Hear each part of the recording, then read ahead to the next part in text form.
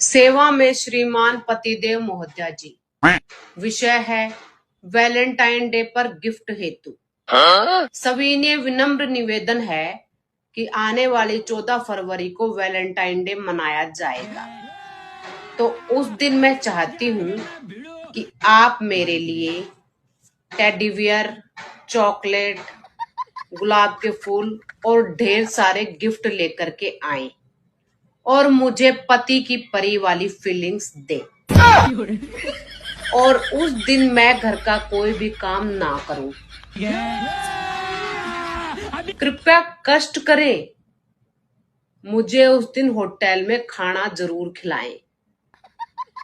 धन्यवाद। आपकी आज्ञाकारी, सुशील, सुंदर, सरल और जलेबी जैसी सीधी पत्नी। मुझसे प्यार करती है या